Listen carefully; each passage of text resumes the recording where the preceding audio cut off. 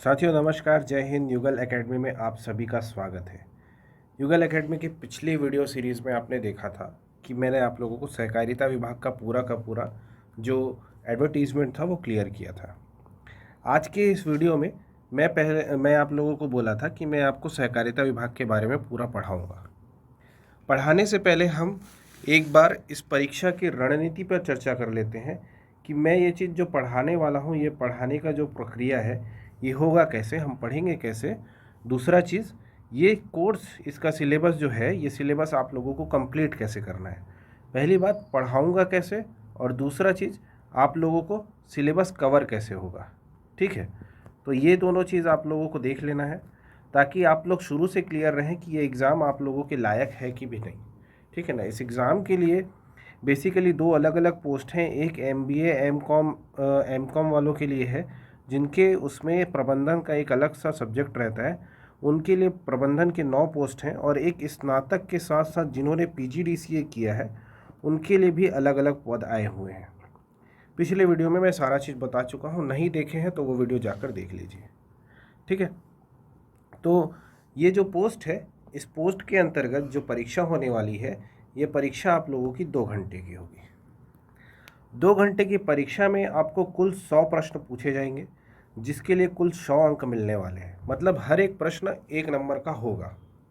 ठीक है, हर एक प्रश्न 1 नंबर का होगा। और आप लोगों को ये पूरा प्रश्न पत्र 2 भागों में देखने को मिलेगा। पहले भाग में आप लोगों को मिलेगा छत्तीसगढ़ का सामान्य ज्ञान और छत्तीसगढ़ का भाषा ज्ञान।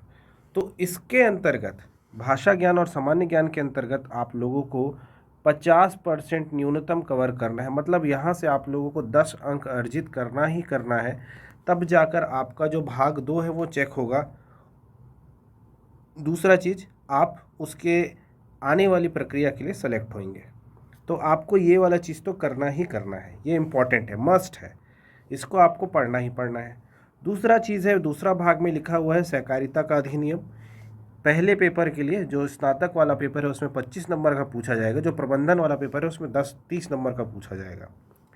गणित और तार्किक योग्यता स्नातक वाले में 10 नंबर और इसमें भी 10 नंबर। भारत का सामान्य ज्ञान प्रबंधन वाले पेपर में अगर आप देखेंगे तो ये आप लोगों को 30 नंबर का पूछा जाएगा। 20 नंबर का आप लोगों को पूछा जाएगा भारत का सामान्य ज्ञान प्रबंधन वाले पेपर में, जिसमें MBA और M.Com की रिक्वायरमेंट है। ठीक है, इसके अतिरिक्त बाकी सभी जो एग्ज़ाम है, हिंदी भाषा, अंग्रेजी भाषा, ये दोनों ही में 10-10 नंबर के पूछे जाएंगे। और अगर आप प्रबंधन का पेपर देख रहे हैं तो आप ये देख पाएंगे कि कंप्यूटर का जो सिलेबस है उसमें 0 नंबर पूछा जा रहा है। मतलब प्रबंधन की तैयारी जो लोग कर रहे हैं, जो MBA और M.Com की डिग्री जिनके पास है, और अगर वो अपने आप को केवल और केवल 9 पदों के लिए ही तैयार कर रहे हैं तो उन्हें कंप्यूटर को पढ़ने की आवश्यकता नहीं है। ये चीज़ यहाँ से क्लियर है। क्या नहीं पढ़ना है और क्या पढ़ना है, एग्ज़ाम के दौरान ये चीज़ पता होनी चाहिए। इसी को हम रणनीति कहते हैं। इस वीडियो के जो टॉपिक है, जो मैंने बताया कि 1 महीने में तैयारी कैसे होगी, तो तैयारी ऐसे होती है कि आपको पता होना चाहिए कि क्या पढ़ना है और क्या नहीं पढ़ना है।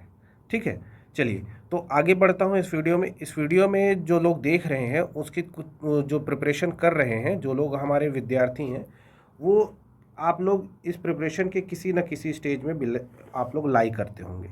या तो आप लोग अभी अभी प्रिपरेशन शुरू किए होंगे, है ना। पहला जो कंडीशन है, 0 से 3 मंथ हुआ होगा आप लोगों को प्रिपरेशन शुरू किए हुए, और इसमें भी अभी तक आप लोग ये चीज़ समझ नहीं पाए हैं कि आपको CG व्यापम करना है, कि CG PSC करना है, कि UPSC करना है, कि बैंकिंग करना है ना, कि रेलवे करना है।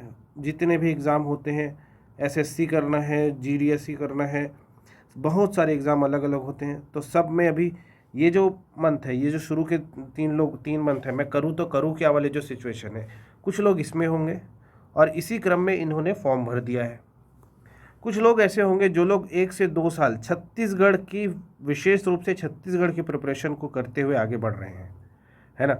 जिन्होंने 1 से 2 साल, मतलब 4 महीने पढ़े, फिर 4 महीने गायब, फिर 4 महीने पढ़े, फिर 4 महीने गायब, इस तरीके से 1 से 2 साल जिनको पढ़ते हो गया है, और जो अपने आप को ये क्लेम कर रहे हैं कि हम छत्तीसगढ़ की कंपटीशन की तैयारी करते हैं, हम CG PSC की तैयारी कर रहे हैं, हम CG व्यापम की तैयारी कर रहे हैं, इस पोर्शन में आने वाले लोगों के लिए है ये, है ना। और तीसरा जो स्टेज होगा वो ये होगा कि जो लोग एकदम प्रो होंगे।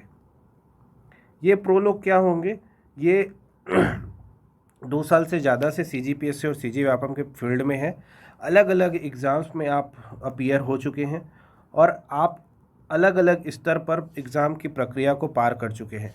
या तो आपने अपना, आपके पास पूरा नोट्स होगा, या तो आपके पास आपका पूरा कंटेंट प्रिपेयर होगा, है ना, आपने थाउजेंड्स ऑफ MCQ लगाए होंगे, आपने नंबर ऑफ़ एग्ज़ाम दे के रखे होंगे।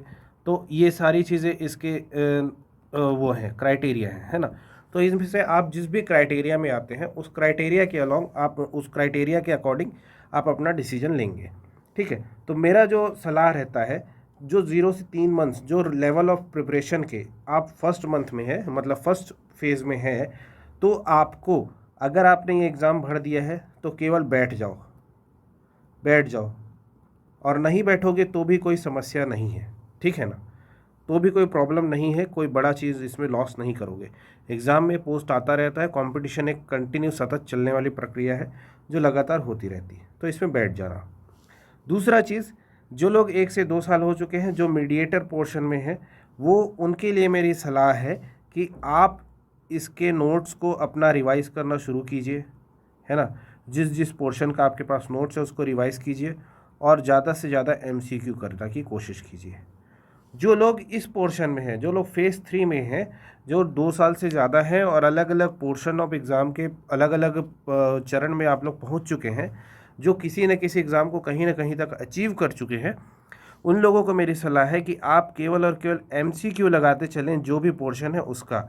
जो भी पोर्शन कहने का मतलब कि या तो आपके पास ये CGGS होगा, या तो भाषा होगा, या तो सहकारिता होगा, या बैंकिंग होगा, जो भी आप लोगों के पास होगा, ये सारा का सारा चीज़ आप लगाते चलिए। इसमें से अब जो आप लोगों के पास नहीं है, वो चीज़ जो नहीं है वो क्या है, सहकारिता का अधिनियम और उसकी बैंकिंग अधिनियम की जो प्रश्नावली है, वो चीज़ आपके पास नहीं है। तो मैं इस चीज़ को पढ़ाने वाला हूँ। मैंने अपने वीडियो में बताया था, है ना।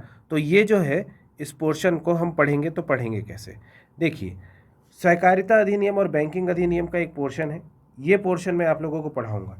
तो अगर आप देखेंगे तो ये जो पोर्शन है, ये पूरा का पूरा अधिनियम का पोर्शन है, और ये किसका अधिनियम है, ये सहकारिता का अधिनियम है, ठीक है।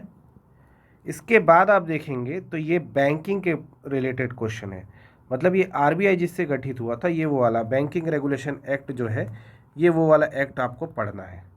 तो आप लोगों को बेसिक 2 अलग अलग अधिनियम को पढ़ना है।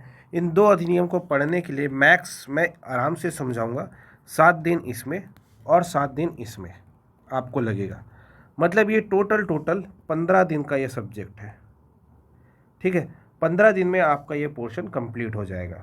मैं पूरा हर एक चीज़ को एक्सप्लेन करूँगा, है ना, और सारी चीज़ों को इसमें बताऊँगा। तो ये 15 दिन को आप लोगों को पढ़ना है। 15 दिन में आप लोगों को इसका क्या बताऊँगा, एक तो नोट्स फॉर्मेट आपको प्रोवाइड करूँगा, ये मैं आपको हमारा जो टेलीग्राम चैनल है युगल एकेडमी, उसमें प्रोवाइड करने वाला हूँ, ठीक है। इसके साथ साथ जो वीडियो है वो आप लोगों को यूट्यूब में मिल जाएगा, फेसबुक और ये इंस्टाग्राम पेज पे भी हम लोगों का है, उसको देख सकते हैं आप, ठीक। तो नोट्स मिल जाएगा, और इसके साथ साथ MCQ का जो पोर्शन है, ये MCQ डेली इवनिंग में आप लोगों को मिलेगा। डेली इवनिंग में आप लोगों को MCQ, जो आप लोग सुबह पढ़ेंगे नोट्स, उसको आप दिन भर में आप जैसा भी पढ़ते हैं उसको पढ़िए, और शाम को उसी पे बेस्ड हम एक MCQ कर लेंगे, ताकि आपने दिन भर जो किया है वो आप लोगों का रिटेन कहाँ तक हुआ, आप लोग किसी चीज़ को याद कहाँ तक रख पाए, उस चीज़ को हम एक बार रिवाइज़ कर लेंगे, ठीक है ना। तो आप लोगों को डेली इवनिंग में एक MCQ मिलना शुरू होगा। इसके अतिरिक्त बाकी जितने भी सारे पोर्शन हैं, बाकी ये जो पोर्शन है, इन सब पोर्शन के साथ क्या करना है आप लोगों को मैं ये बता रहा हूँ। देखिए, सबसे पहले आप लोग छत्तीसगढ़ का सामान्य ज्ञान यदि देखें, तो सामान्य ज्ञान की प्रक्रिया में आप लोगों को क्या करना है कि जो आप लोग सामान्य ज्ञान पढ़ते आए हैं आज तक, उस सामान्य ज्ञान के क्वेश्चन को लगाना शुरू कीजिए अपने फेज़ के हिसाब से। यहाँ ये फेज़ जो दिया हुआ है, इस फेज़ के अकॉर्डिंग आप चयन कर लीजिए, ठीक है ना। तो अभी जो 1 महीने है, इस 1 महीने में आपके पास जो रह जाता है, जो आपको करना चाहिए, मेरे विचार से किसी भी एग्ज़ाम में 1 महीने में अगर कोई तैयारी कर पा रहा है, किसी को अगर करना है, तो उसको maximum number of MCQ previous year question से होकर गुजरना चाहिए। जितने नंबर ऑफ़ MCQ से आप गुजरेंगे, और प्रीवियस ईयर क्वेश्चन, इसके साथ साथ करंट अफेयर। ये सारी चीज़ें आप लोगों को जितना जल्दी हो सके कवर कर लेना चाहिए, ठीक। इसके लिए ज़्यादा समय ना लगाएं। तो MCQ प्रिपेयर कर लीजिए, PYQ प्रिपेयर कर लीजिए और करंट अफेयर जितने ज़्यादा से ज़्यादा आप लोग प्रिपेयर करते चलेंगे, ठीक है ना। टॉपिक वाइज जाने की आवश्यकता नहीं है, आप लोग एक बार बस सिलेबस सामने रखिए कि क्या क्या दिया हुआ है, सारे पोर्शन को देख लीजिए और उसके सिलेबस के अकॉर्डिंग आप लोग जो जो पोर्शन दिया है उसके सिलेबस को पढ़ लीजिए और उसी का पुराना क्वेश्चन जो आया है उस पुराने क्वेश्चन को आप बना लीजिए, तो आपका ये चीज़ सॉल्यूशन हो जाएगा, ठीक है। तो ये था मेरा आज का वीडियो। आने वाले वीडियो में मैं पूरा इसका जो पोर्शन है सहकारिता ये शुरू करूंगा, इसके परिचय से शुरू करेंगे और धीरे धीरे हम इसके पूरे जो प्रोविज़न है सारे के सारे प्रोविज़न को पढ़ते चलेंगे। इसमें जो नवीन संशोधन हुए हैं इन बारे में भी चर्चा करेंगे, ठीक है। चलिए मिलेंगे तो फिर अगले वीडियो में, तब तक के लिए धन्यवाद। जय हिंद, वंदे मातरम।